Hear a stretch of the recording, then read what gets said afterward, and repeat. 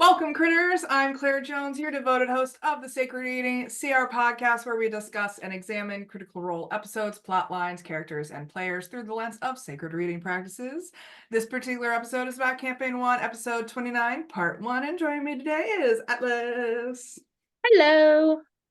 All right, so the icebreaker for today is, what is the most outdated piece of technology that you own and actually use?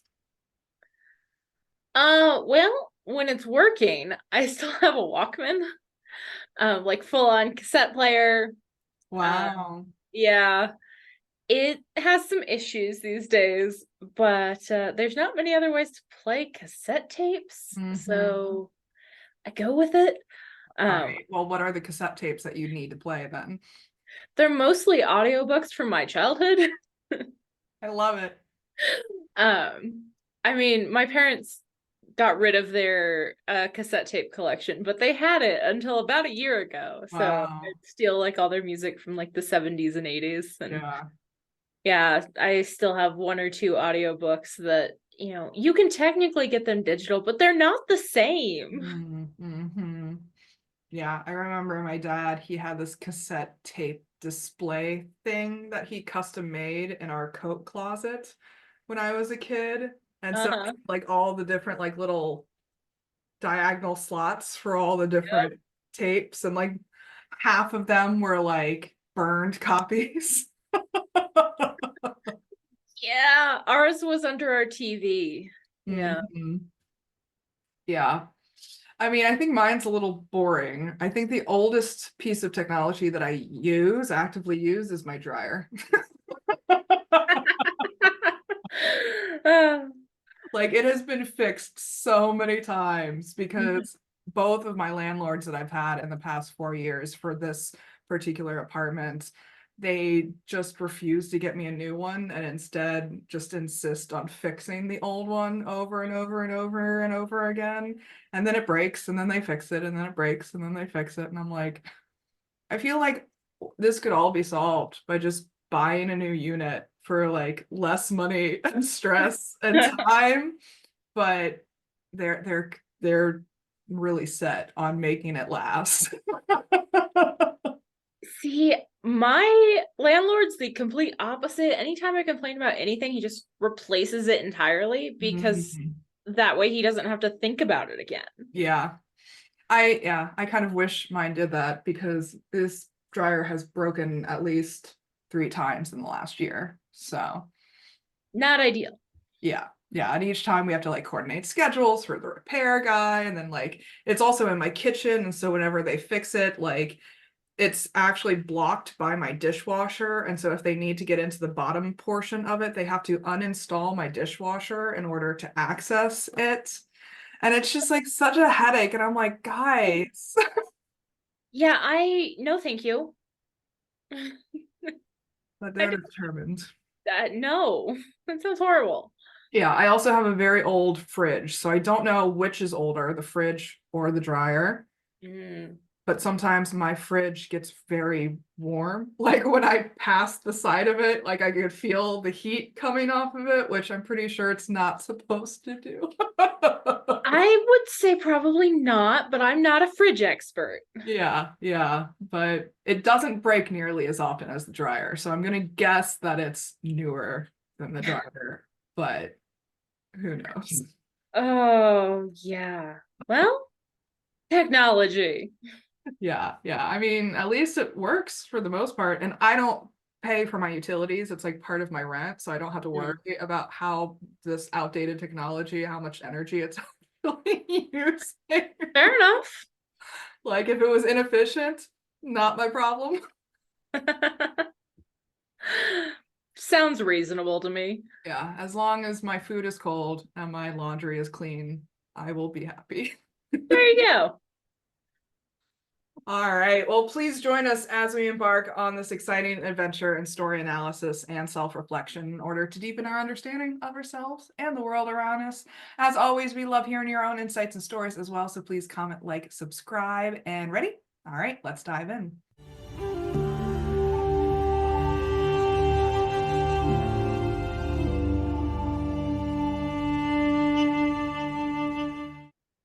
As we open this episode, Vox Machina has just arrived in Whitestone to learn more about the Briarwoods, who killed Percy's family and took over his hometown with thugs and zombie giants. And they have discovered effigies of themselves hanging in the town's main square as warning to them.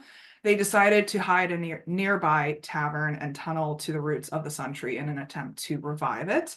So Keyleth continues her ritual to revive the Sun Tree, and on the second floor of the tavern, Bax replaces some of the daggers in his blink back belt, which I didn't know was the name of it until this episode, but blink back belt with wooden stakes he had purchased in Amman. He also takes the symbol of Sarenrae he received from Father Tristan and sews it into the back of his right glove. Vax then tells Grog he's going downstairs and heads through the tunnel to kneel down next to Tequila. He asks if she needs anything. She requests holy water, but Vax only has holy oil, so he gives the vial to Keyleth anyway, and she also requests some drinking water as the tavern only has old wine and ale available. So Percy, Vax, and Scanlan exit the tavern through the window, and Percy leads them to a well, and they manage to pull out a bucket full of clean water and take it back to the tavern. Percy also proposes a plan to scope out some stores and other places around town where they could possibly start finding allies in their resistance effort, leaving Vex, Trinket, and Grog to guard Keyleth while she performs the ritual. Percy leads Vax and Scanlan to the Zenith, which is Whitestone's temple to Paylor. Vax and Percy stick to the shadows and alleyways, while Scanlan, they're all still disguised as the seeming peasants, and so he, as the peasant boy, walks down the middle of the street. Reaching the far side of eastern Whitestone, they follow the path through the woods and come upon the graveyard. As they enter the gate, they see a stone temple with stained glass windows. Percy walks up to the door and tries to open them, but can't.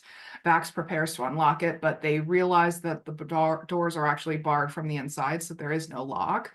Scanlan uses Dimension Door to get inside the temple and sees the stained glass windows on either side of the building, some of which have been shattered, along with the pews that have been pushed off to the sides. Some have been destroyed. There is a red carpet, though, going down the center leading up to the altar. Scanlan attempts to lift the large wooden bar holding the doors shut, but due to his tiny gnome strength is unable to move it. Percy pulls out a blade that he never uses, and he and Vax stick it between the two doors under the bar, telling Scanlan to wrap some cloth around the blade and help them lift it, but they all roll low and are unable to do the job. Scanlan ends up cutting himself on the blade in the process, so Vax goes around to the side of the temple, leaps up the wall, and climbs in through the window, landing safely inside.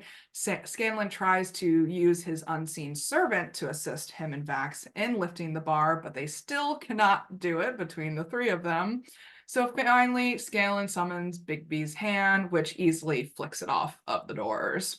Percy enters the temple and looks around. It looks ransacked, and the broken windows are shattered from the outside.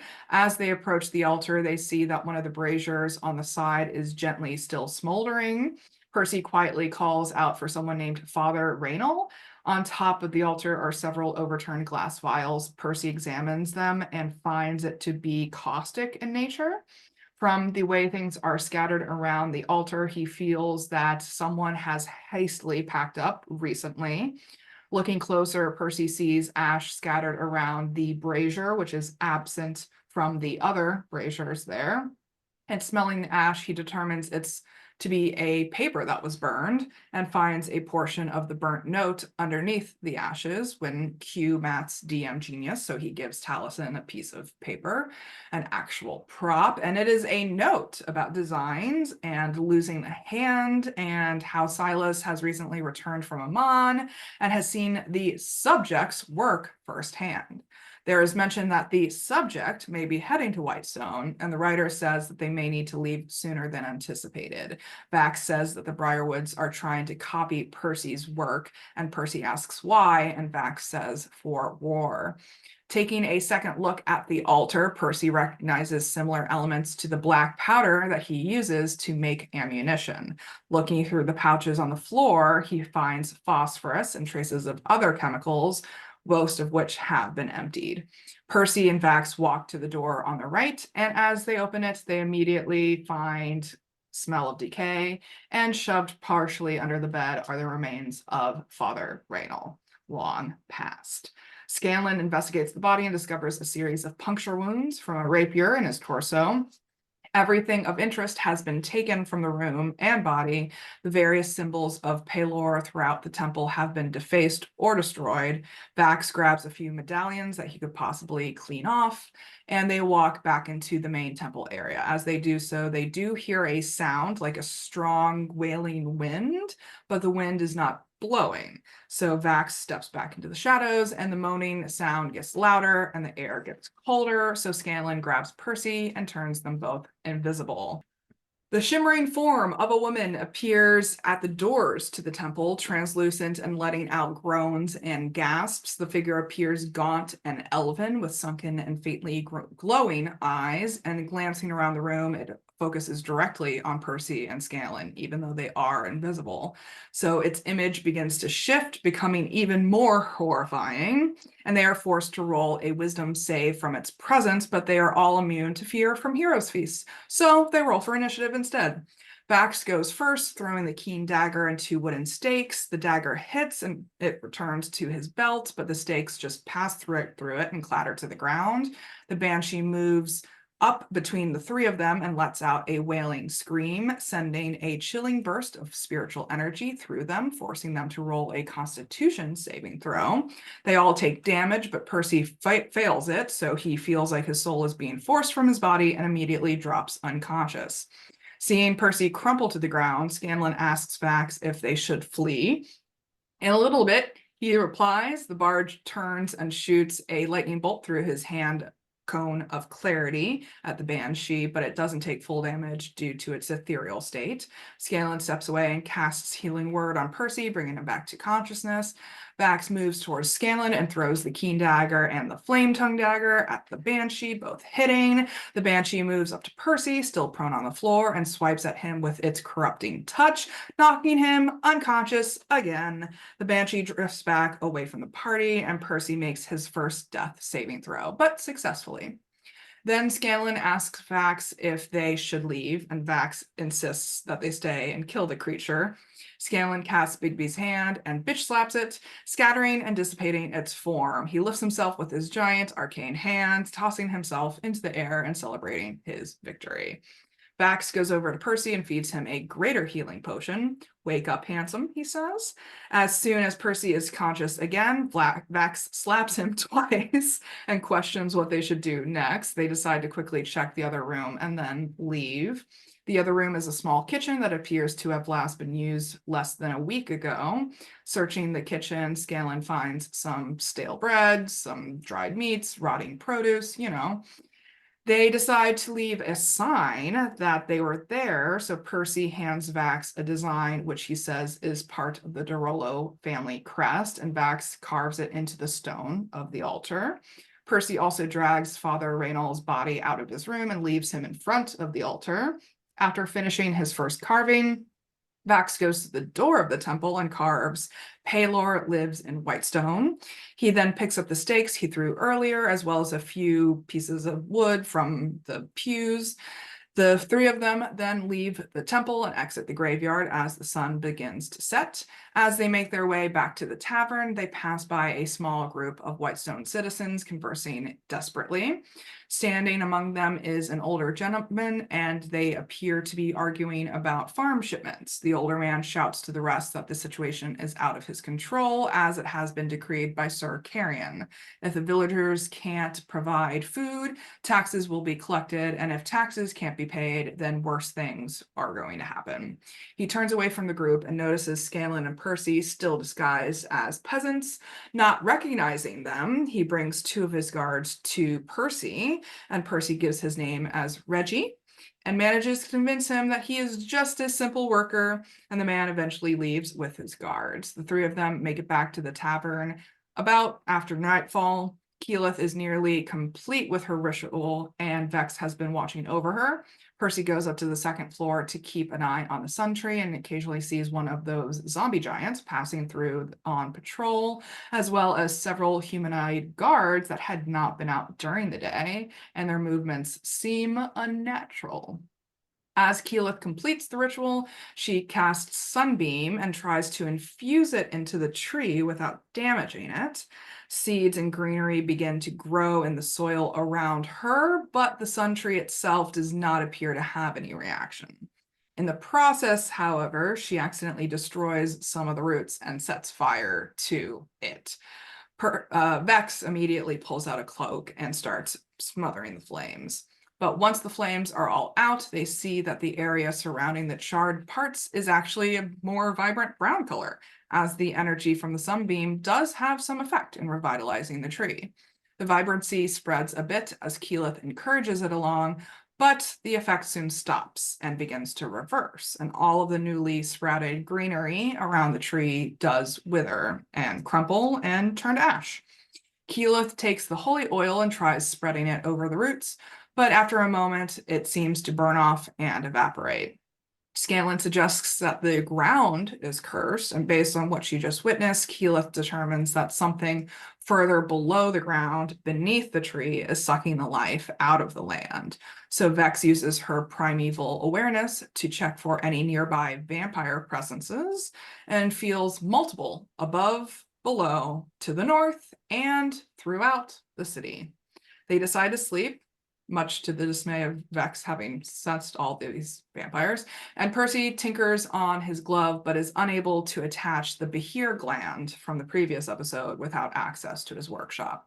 Keyleth apologizes to the group for being unable to fix the tree, and they all reassure her. Scanlan brags about killing a door and a banshee, saying the door was the harder of the two. Percy says that he's figured out what they have to do, though, first. Kill Carrion Stonefell. He says that they must kill him in order to jumpstart the beginning of the rebellion, and Scanlan suggests they go house to house and kill everyone.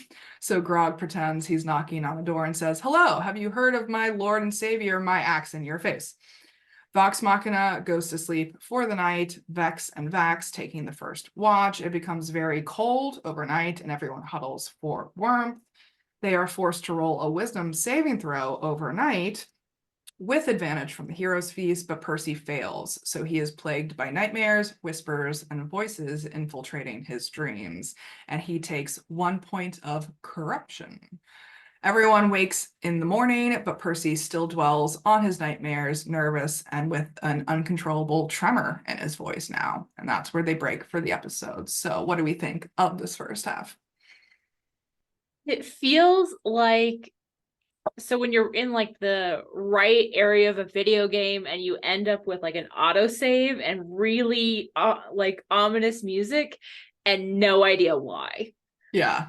It's the same kind of vibes of just like wandering around and knowing something is going on, but not quite being able to do anything about it yet. It's a lot of anticipatory like tension building, Yeah. which is really good for the story, but also gives us a little bit of room to adjust to the sun tree that happened at the end of the last episode. Oh, yeah, I literally just got goosebumps when you just said that. Yeah. Like that is a heavy moment, and I Mhm. think they needed a lighter start to this game just to Yeah. deal with it. And as an audience, it's a whole lot easier to hold on to a show that isn't all doom and gloom. Mhm. So it's a much needed little bit of levity, but with that tension building in the back, they're running across dead bodies and experiments and mysterious pieces of paper, and Mhm. the magic that they spent so much time on is draining. It's not doing anything. Like there's a Mhm. lot of buildup here without a whole lot of like crazy combat or anything that feels overtly dangerous or actively Mhm. dangerous. It is just Mhm. low level anxiety inducing Mhm. tension for the Mhm. entire first half of this episode. Yeah, yeah, it's just creepy. Like door effigies. I'll take the door. Yeah. Um, it definitely does have a horror movie feel to it. Mm-hmm. Like, don't go into the dark basement, don't go into the dark basement. Like that's the vibe that we're dealing with here. And like, yet they're going in the dark basement. But Yeah. there's still no necessarily jump scares yet either. Right. It's not the like this the tension and the fear isn't coming from the activity on screen. It's coming Mhm. from the leftovers of the last campaign and knowing where they are. And Mhm. it's just the locale, it's just the atmosphere. It's so subtle and passive. It's not about like the active pieces of this game right now. It is about everything that they've built up over the last 28 episodes turning into something a little bit sinister. Mhm. And I think their ability to judge the level of danger on these various things is completely gone. They're like, door, no problem. Can't open it. Great. Banshee, very scary. Oh, we just killed her. Like, it's two very different levels of being able to judge the severity of the danger in these situations. And I think that that is destabilizing. Like, I Yes. think we were massively destabilized by the effigies, like just knocked off the pillar completely. And now that we're on a lower level, we're questioning everything. And we can't even seem to get a firm place to stand either. Right. And there's a lot of hopeful planning in this part Mhm. of the episode where it's like, if we do this, maybe we'll have, the town behind us, or maybe, we'll have a little bit of an easier fight ahead of us, but there's no real evidence to back it up yet. It Mhm. is just them making their best guess on what their next move is. And honestly, that's kind of fantastic. Because, it's not life imitates art, art imitates life, all that jazz. You can't know fully what you're getting into. You can make a best guess, you can make an educated guess, and they're working with what they have. But they also have Mhm. to remember that Percy's connection to this place is several years old at this point. So his first choice to go to Father Raynal doesn't work out. And that kind of puts him on the back foot, but they're working off the information they have, and the last information they have is that Father Raynal is alive. Mhm. I mean, I'm honestly struck by the difference in their reactions to this type of uncertainty versus the type of uncertainty they had in Vasselheim and the Rakshasa and the dragon Mm. challenges. Because I think they were a lot more compelled to doubt with the Vasselheim challenges versus now, because they are getting a lot of L's in this first half. Like, Yeah. Keyleth's thing doesn't work. The door seems impossible. They're surrounded by vampires and zombie giants, and they are now shivering in the cold in an abandoned tavern. And I think that that is a perfect recipe to start doubting themselves, right? Mhm. But they're not necessarily doing that just yet.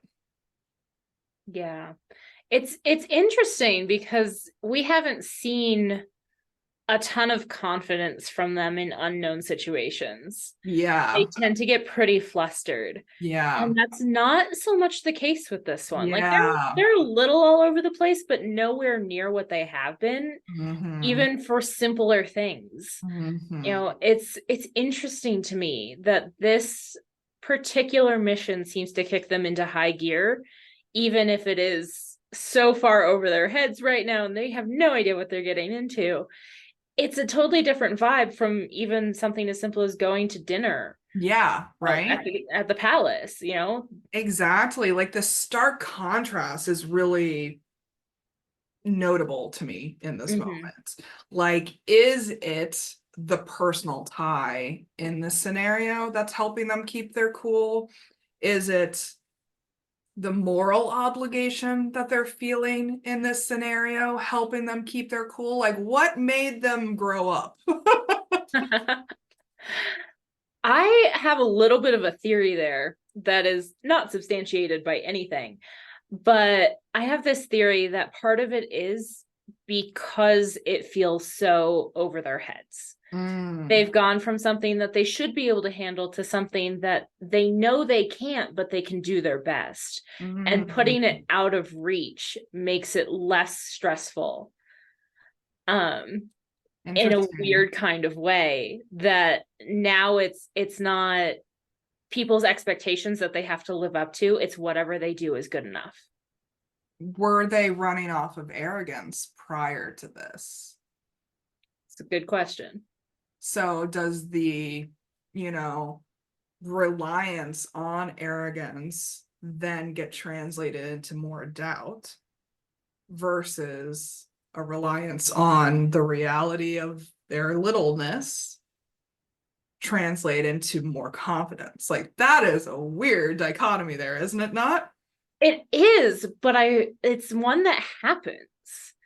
You know, if you take somebody out of a place where they feel like an imposter, even if it's to put them somewhere dangerous, all of a sudden that confidence can come back in a different way that makes more sense, that can make it easier to deal with things. Mm, It depends on, you know, your personality, but I see a lot of these characters are people who suffer from imposter syndrome. So mm. taking them out of something that they have earned but don't feel like they can live up to, and putting them in a place where they don't know what they're getting into, and it's, you know, nobody really believes that they are the ones to solve the problem. Yeah. You know, that takes away the imposter syndrome. Because I think imposter syndrome and knowing, being very aware of your littleness also creates an environment in which you can be more creative. Mm-hmm. You can look at things from different angles or are more willing to look at things from different angles Right. if you are not going in with arrogance and presumption, right? Yeah. Yeah. It gives you a chance to say, well, I don't think I can do what would be expected of me. So how else can it work? Mm-hmm. And yeah, I think that's kind of a lot of what's going on here with that shift. It's an interesting shift in dynamic, but I that's my personal theory. You know, it's who knows, but that's it's kind of what I see happening here.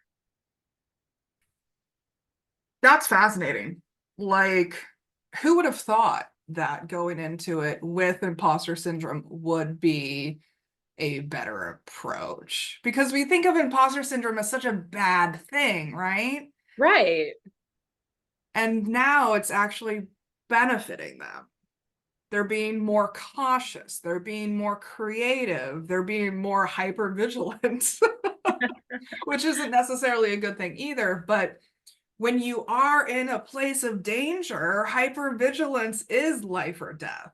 Hypervigilance Yeah. doesn't serve us when we are in non-dangerous scenarios, but there's a time and a place, right? Right.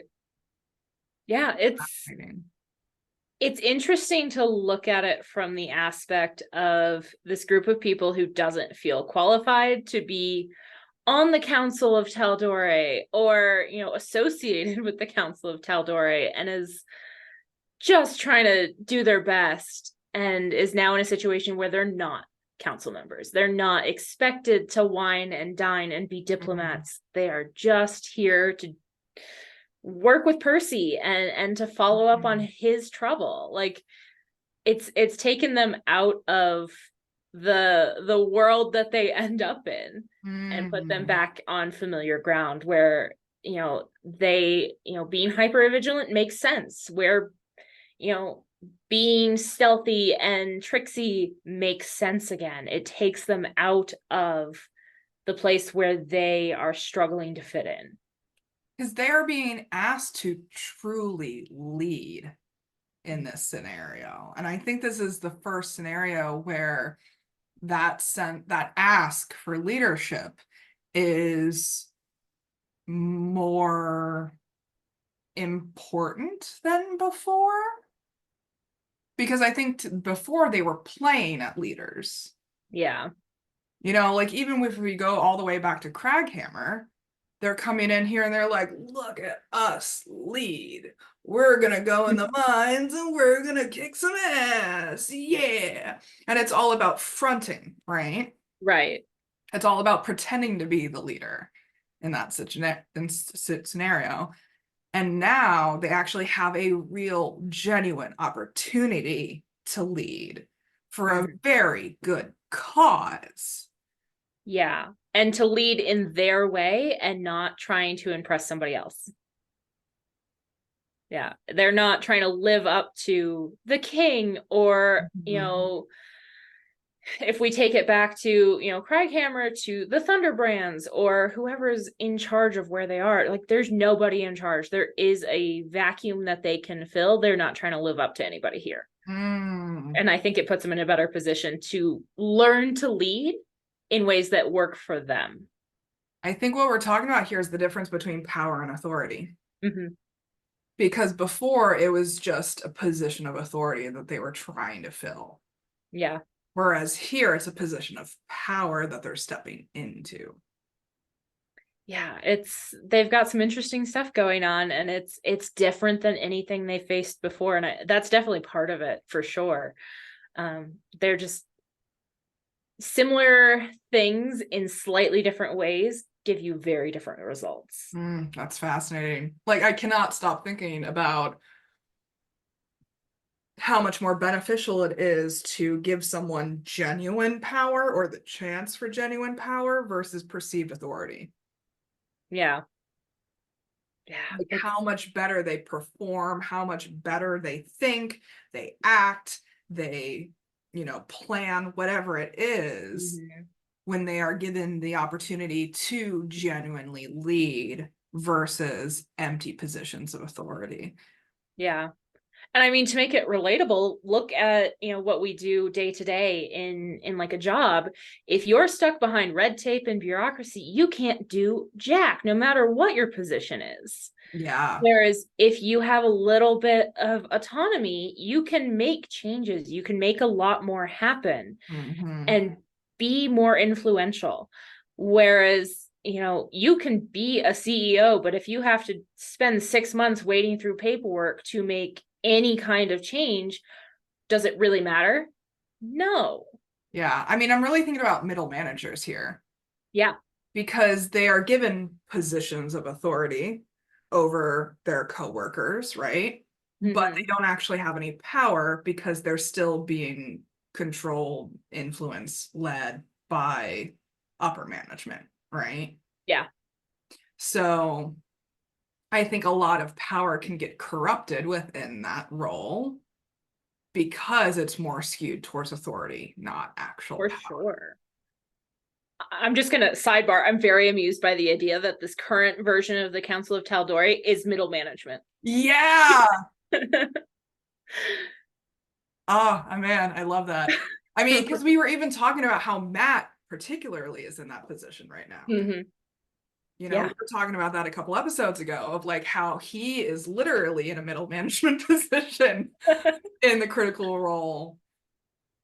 I don't even know if I could call it a business structure at this point in time, but he is within that system. Yeah, that's the dynamic he's filling right now. Yeah. Yeah. Hmm. I wonder who he identifies with in this scenario. Hmm.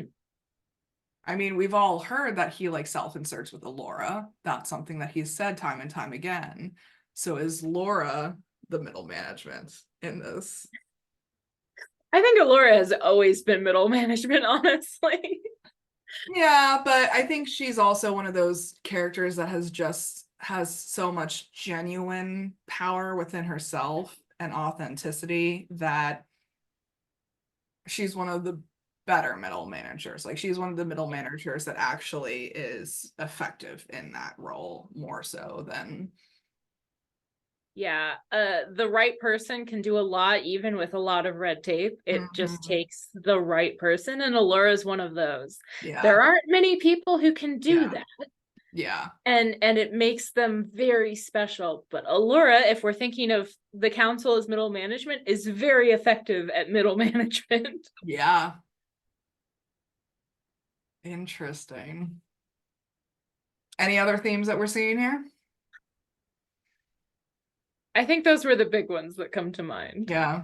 I mean, we're also seeing the start, like the continued development of ships here. Mm-hmm. We're seeing little interpersonal dynamics happen going on here, which I'm also very happy to see. There's gonna Yeah, I be do like all the crumbs that are happening. You know, there's little plot crumbs, there's little relationship crumbs. It's Mhm. all very fun now that I can pick up on it on rewatch. I missed all of it the first time around. Yeah, yeah, yeah. And I think one of the relationships that I find very fascinating too is Scanlan Vax. Mm-hmm. Because we talk a lot about like Scanlan Grog, Right. don't necessarily talk about Scanlan Vax. And I think Scanlan Vax is a very unique dynamic as well. Yeah, I would agree. They're an interesting friendship that, you know, kind of flies under the radar. For most of the campaign, they have some really like iconic moments together, but I kind of forget about them most of the time. Oh my God. Yeah. I just thought of like the last episode where like, oh, Yeah. heart-wrenching. I'm not even gonna go there yet. But Yep. Nope. we've got years. It's very fascinating because I think they both play these very light-hearted, non-serious types of characters on the surface. Hmm. Like both of them do try to kind of fill the goofy class clown role in some shape or form. Yeah. But then when they're stuck together, they can't really do the same role at the same time, you know? And somehow they balance it really well. Yeah. It's super interesting. Super interesting. And then we also just see like, the start of the Doors being the BBEG. Hey, that is just a D&D thing. Yeah, yeah, yeah. Uh, yeah. Well, any other personal experiences that come to mind beyond the whole office middle management? I think the one that I was actually thinking about most of this first half was, they're coming off of something very traumatic, and yet there's still like this lightness to this episode. There's still a little like they're still having fun with it. And even like in game, they're not as freaked out as they could be. They're still kind of jovial about things and hopeful and just keeping hope and joy even when, you're coming off of something hard is something I have had an unfortunate amount of experience with in the last year. And it feels wrong a lot of the time to do, Mhm. especially in harder scenarios. Yeah. Um, but it's natural, it's okay. It's something that, you can't lose yourself entirely into something like grief Mhm. or struggle. And I don't know why I was ascribing like this heavy theme to this first half of this episode. I kind of do, but it hit me so hard that cycle is something that we're seeing play out in this game, where they're Yeah. seeing something hard and traumatic, but they're not losing themselves entirely. There's still joy and hope, and I really appreciated that. It could have very easily been taken out and just gone straight down, dark, dark, dark, dark, Mhm. but they're allowed to have this little bit of levity that's very natural and Mhm. doesn't always feel like it should be. Yeah, and Matt leaves the space for it Yeah. too. And I think that that's definitely character led in the levity that we do see in this first half. Like, it's not something that Matt's encouraging necessarily. He just leaves the space open for Right. whatever. It's not forced or led, it just Yeah. is. It's part of the story that they're telling, is these very natural like fluctuations in emotion. Hmm. I appreciate that they let that happen. Yeah. Yeah, exactly. And I think for me, the personal experiences that are coming to mind are the times where I have been hypervigilant and stressed out. And I think that this actually gives me permission to be okay with that response in those scenarios in my life.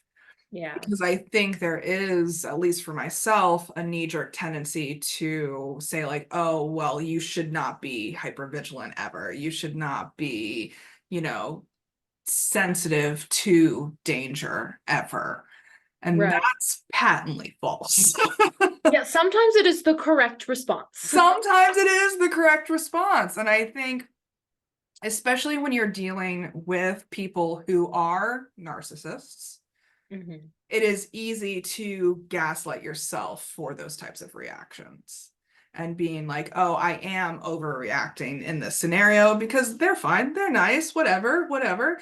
But when reality, they are, whether consciously or unconsciously, manufacturing that dangerous environment for you. You know, like it's interesting to walk away from relationships like that and be like, oh, my reaction was completely justified in this scenario, and I shouldn't be shaming myself for having that type of reaction. So that's kind of what I'm doing.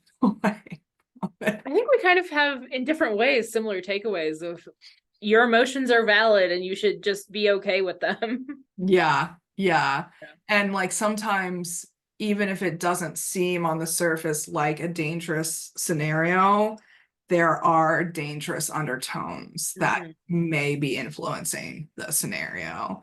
And it isn't a bad thing to be cognizant of that. Yeah. Because I think we also see that in workplaces. Oh, for sure. You know, where there is such subtle abuse going on, subtle abuse of power, subtle gaslighting, subtle manipulation going on. We see this in a lot of professional and personal relationships. And then we make ourselves out to be the bad guys when we do have those reactions of protecting ourselves or trying to make the situation better for people involved. Yeah. Yeah.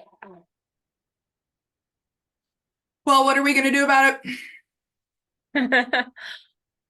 I think that the main takeaway here for me was just to be okay with where I'm at, you know, Mm, emotionally, in terms of leadership, in terms of like geography, for lack of a better like example. It's being okay with in the moment of where you are and what you feel, mm, and letting yourself just do what feels correct in the moment. mm, Sometimes that's exactly what you need, and don't overthink everything. mm, So just a little reminder to myself to be okay with wherever I'm at, not mm.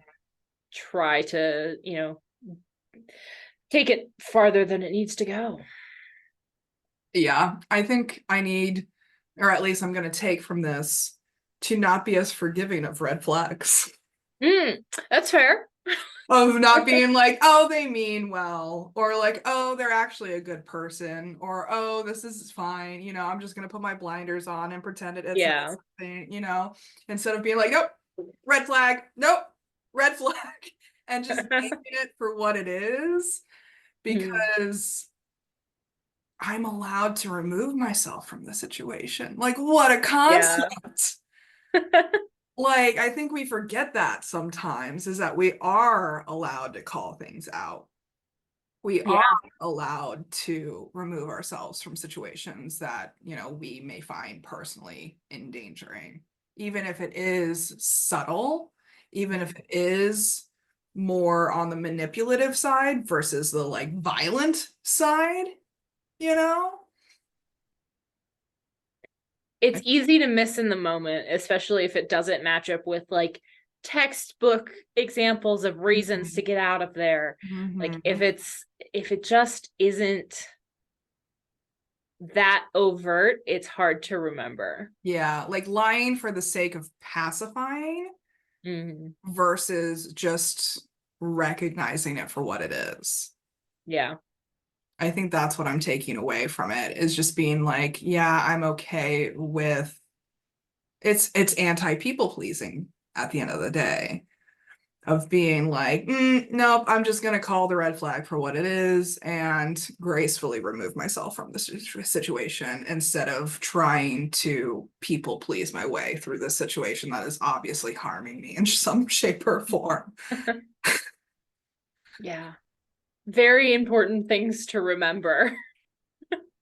Because I think we're, a little conditioned to just be like, nope, everything's fine. I'm just going to pretend that it's not happening, and like, just for the sake of harmony, for the sake of people pleasing, for the sake of, just being a cooperative human being. Like, I think it's worth calling a red flag a red flag. Yep, I would agree. All right. Well, anything you want to add before we start wrapping up? Think I'm good. Yeah, we are getting into some very exciting stuff here. So, powerful things that we're talking about here today. And audience, we definitely encourage you to share your own thoughts and feelings and stories and insights with us as well. We'd love to know how episodes like these have impacted you in your own lives. Special thanks to Alice for joining me. It's been a pleasure. Anytime. And next time we'll be discussing Campaign 1, Episode 29, Part 2. Joining me will be Atlas, so I'm excited for that. As always, I'm looking for more co-hosts and guests, so if you're interested in coming on the series, just hit me up. I'll send you the link. In the meantime, please comment, like, subscribe below, check out Tumblr at Sacred Reading CR for all the juicy updates. And until next time, may all beings be peaceful, may all beings be free, and be the chaotic good you wish to see in the world. Take care, guys. Bye.